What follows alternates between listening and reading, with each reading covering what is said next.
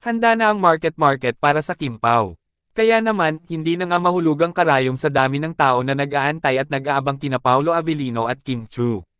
Sobrang lakas nga naman daw talaga ang Kim Pao. Halos mapuno nila ang buong market. Trending na nga din sa lahat ng social media platforms ang hashtag Kim Pao. Wow! Grabe, kakaiba talaga ang Kim Pao. Napakalakas nga naman daw talaga at hindi mapapantayan ng kahit na sinong love team.